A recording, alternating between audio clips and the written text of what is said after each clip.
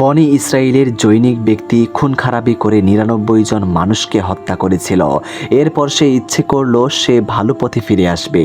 সে চিন্তা করতে লাগলো তওবা করে ভালো হওয়ার জন্য তাকে কি করতে হবে। এই চিন্তায় সে বেকার ও অস্থির হয়ে গেল। অনেক ভেবে সে একজন খ্রিস্টান পাদ্রির কাছে ছুটে গেল। বিনীত কণ্ঠে তাকে বলল, রাহবার, আমি পাপ সমুদ্রে ডুবে গিয়েছি।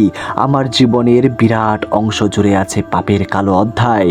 এই হাত দিয়ে একে একে ৯৯ জন লোককে হত্যা করেছি।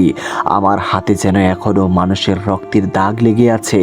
আমাকে আপনি এই পাপ সাগর থেকে টেনে তুলুন, সত্যের আলো দেখান।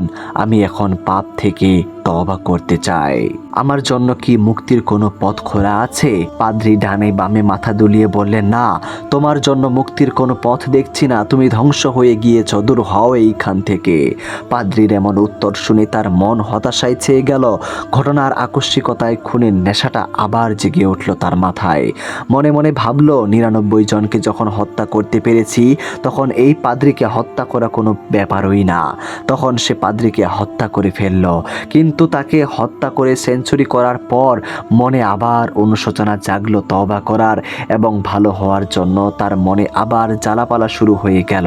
তা না করে কিছুতেই সে মনে প্রশান্তি পাচ্ছে না। তার মন জানালায় একটি প্রশ্ন বারবার উকি মারছে, মুক্তি কোন দিকে?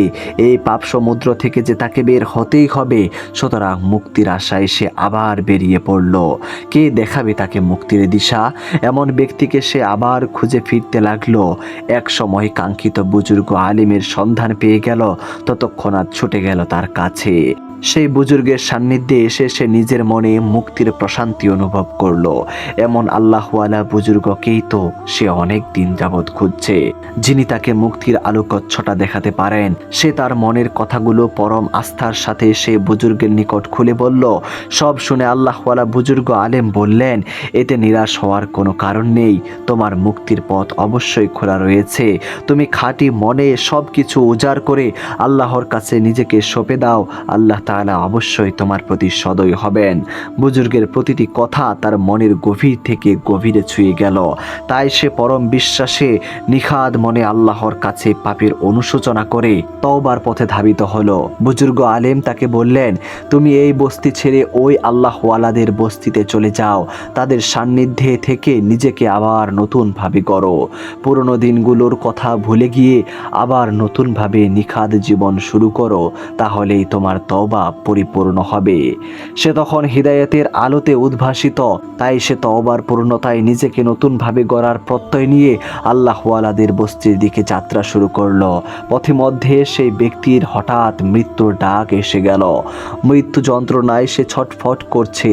তখনও সে নিজের দেহটাকে টেনে হিচড়ে আল্লাহওয়ালাদের বস্তির দিকে নিয়ে যেতে চাইল, যাতে সে বুজুর্গের কথা মতো ওই বস্তিতে গিয়ে তওবার পরিপূর্ণতা হাসিল করতে পারে। এজন্য তার কি প্রাণপণ চেষ্টা, কিন্তু শেষ পর্যন্ত সেই মাঝপথেই তার প্রাণবায়ু বেরিয়ে গেল। মৃত্যুর পর তার রূহ নিতে রহমতের ফেরেশতা ও গজবের ফেরেশতা উভয়েই আসলেন এবং তারা উভয়েই সেই ব্যক্তির রূহ নিতে চাইলেন। তখন তাদের মাঝে দ্বন্দ্ব শুরু হয়ে গেল, কে এই রূহ নিয়ে যাবেন।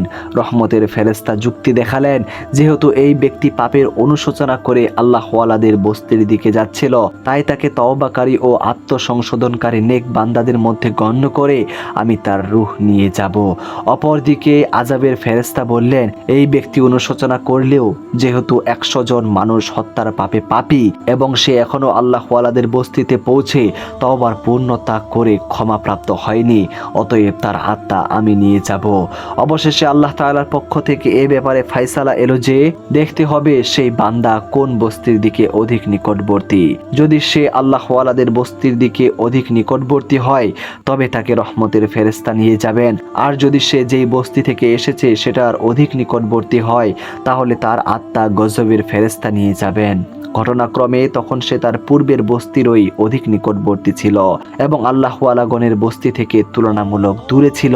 কিন্তু আল্লাহ তাআলা সেই ব্যক্তির তওবার প্রতি আন্তরিকতা ও মৃত্যুর সন্ধিক্ষণে আল্লাহওয়ালাদের বস্তির দিকে গমনের আপ্রাণ চেষ্টায় সন্তুষ্ট হয়ে তার পূর্বের বস্তিমুখী জমিনকে খাটো ও সংকুচিত হয়ে যেতে আদেশ করলেন। তখন মেপে দেখা গেল সেই ব্যক্তি আল্লাহওয়ালাগণের বস্তিরই অধিক নিকটবর্তী। ফলে রহমতের ফেরেশতা খুশি মনে তার আত্মা নিয়ে গেল গেলেন এবং সেই ব্যক্তি মহান আল্লাহর রহমত ও মাগফিরাত প্রাপ্ত হয়ে জাহান্নাম থেকে জান্নাতের অধিকারী হয়ে গেল।